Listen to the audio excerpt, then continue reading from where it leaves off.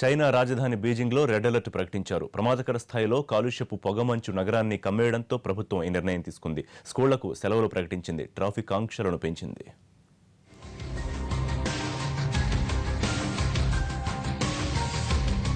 తొలి మంచు కురుస్తున్నట్టు ఎంతో ఆహ్లాదకరంగా ఉంది కదా వాతావరణం.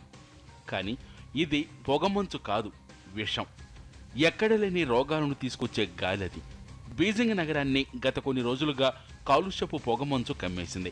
మామూలుగానే బీజింగ్లో వాయు కాలుష్యం ఎక్కువ. ఇప్పుడు మంచు కారణంగా అది ప్రమాదకర స్థాయికి చేరింది.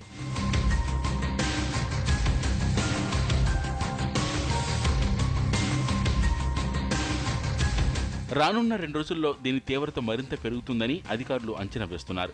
దీంతో రెడ్ అలర్ట్ ప్రకటించారు. కాలుష్యం కారణంగా రెడ్ అలర్ట్ ప్రకటించడం చైనాలో ఇదే మొదటిసారి. పలు ఆంక్షలు విధించారు. స్కూళ్లకు సెలవులు ప్రకటించిన అధికారులు నగరంలో భవన నిర్మాణ పనులు నిలిపివేయాలని ఆదేశించారు. బాణసంచా పేలుళ్లు, బహిరంగ మాంసం అమ్మకాలు, హోటళ్లపై బ్యాన్ విధించారు. ట్రాఫిక్ నిబంధనలను మరింత కఠినతరం చేశారు. బీజింగ్లోని సగం ప్రైవేటు వాహనాలు ఇళ్లకే పరిమితం కానున్నాయి. ప్రభుత్వ వాహనాల్లో 30% గ్యారేజీల్లోనే నిలిపివేశారు. కొన్ని పరిశ్రమలు తాత్కాలికంగా మూతపడ్డాయి. మరికొన్నింటిలో ఉత్పత్తిని తగ్గించారు. ప్రజలు ఇళ్లకే పరిమితం కావాలన్న అధికారులు తప్పనిసరి బయటకు వస్తే మాస్కులు ధరించాలని సూచించారు. ప్రభుత్వ నిర్ణయంపై తీవ్ర నిరసనలు వ్యక్తమవుతున్నాయి. కాలుష్యానికి అసలు కారణాలపై పరిశ్రమలపై దృష్టి పెట్టకుండా తమపై ఆంక్షలు పెట్టడమేంటని వారు ఇంటర్నెట్లో ప్రశ్నిస్తున్నారు.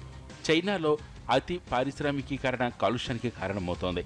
బొగ్గు ఆధారిత పరిశ్రమల నుంచి వెలువడుతున్న విషవాయువుల కారణంగా చాలా వరకు వాయు కాలుష్యం జరుగుతోంది. యూరోపియన్ యూనియన్ కంటే 2.5 రెట్లు అదనంగా కార్బన్ డయాక్సైడ్ చైనాలో విడుదలవుతుందంటే పరిస్థితి తీవ్రతను అర్థం చేసుకోవచ్చు. వాయు కాలుష్యం కారణంగా ఏటా వేల మంది ప్రాణాలు కోల్పోతున్నారు.